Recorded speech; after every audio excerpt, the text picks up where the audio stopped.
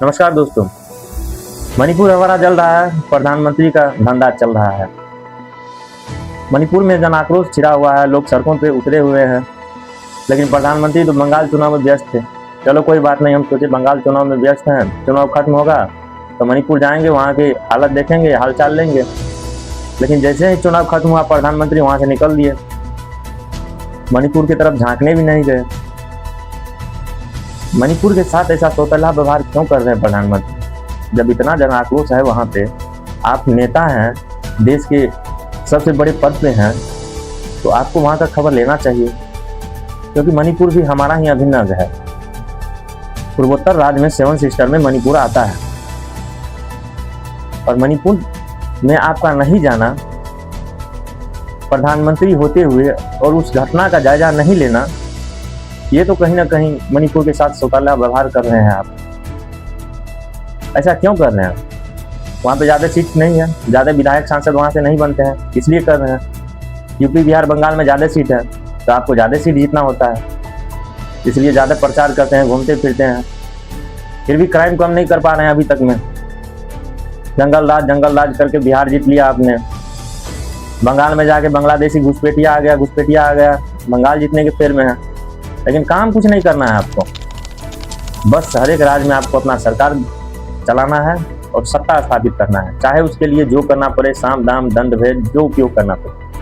आपके पास ED CBI तो है ही, कोई ज़्यादा बोलता है तो ईडी सीबीआई भेज देते हैं। अभी हाल ही में राघव चड्ढा को भेजे थे, बेचारा वो भी चुपचाप आ गया, आपने बीजेपी ज्वाइन कर लिया। नहीं तो राघव चड्ढा जो आपको गुंडों की पार्टी बोलता था, मैं कभी नहीं बिकूंगा ऐसा बोलता था, अभी भी उनका स्टेटमेंट पड़ा हुआ है कि मेरा कोई ऐसा व्यक्ति नहीं है जो मेरा कीमत तय कर सके। वो आदमी 7 राज्यसभा सांसद को लेकर बीजेपी में ज्वाइन कर गया। ऐसे कुछ भी नहीं होता है, जरूर कुछ ना कुछ इसके पीछे बहुत बड़ी बात होगी, तभी वो ज्वाइन किया है। खैर चलिए मणिपुर के मुद्दे पर आते हैं। मणिपुर इस तरह से जल रहा है और आपको पता नहीं है, प्रधानमंत्री होते हुए भी कुछ भी ऐसा तो संभव नहीं। वहाँ का इंटरनेट बंद कर दिया आप लोग, वहाँ पे कर्फ्यू लगा दिए, जनता परेशान हो रही है 3 साल से, लेकिन वहाँ पे समाधान नहीं कर रहे हैं आप। क्योंकि आपको क्या मतलब है, अपना काम बनता भाड़ में जाए जनता। यही तो मोदी जी का राजनीति है, फूट डालो राज करो। पहले अंग्रेज करता था, अब आप कर रहे हैं, चाहे धर्म के नाम पर हो या जाति के नाम पर हो, राजनीति बस आपको इसी पे करना है। आज तक आपने काम के नाम पर कभी वोट मांगा है? अरे कोई तो ऐसा काम किए होंगे जिससे आप वोट मांग सके कि हाँ मैंने ये काम किया है, मेरे को इस काम पर वोट दो। लेकिन नहीं, आप सिर्फ धर्म के नाम पर वोट मांगे, जब भी मांगे।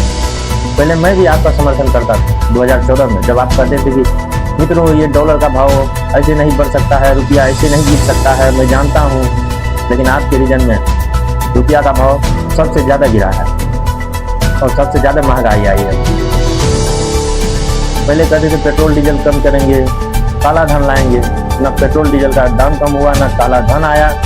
आपने नोटबंदी किया, वो भी फेल हो गया। आप तो कुछ भी कर रहे हैं तो फेल हो जा रहे हैं। आपके पास कोई विजन नहीं है, अनपढ़ प्रधानमंत्री के पास विजन हो ही नहीं सकता है, और आप पिछले प्रधानमंत्रियों को दोस्त ठहराते हैं। तो क्या कहें आपको, आप इस देश को बर्बाद करके रख दीजिएगा। मेरा मोदी जी से अभी भी हाथ जोड़कर आग्रह है कि प्लीज मणिपुर के कुछ बोलिए, जाइए वहाँ की स्थिति संभालिए। वो सब भी हमारे भाई हैं, वो भी हमारे ही अंग है। अरे वोट वहाँ से ज़्यादा नहीं मिलता है तो क्या हुआ है, तो हमारा भाई जी, उनका मदद करना हमारा कर्तव्य बनता है। प्लीज जाइए मणिपुर और कम से कम वहाँ की स्थिति का जायजा लीजिए। धन्यवाद।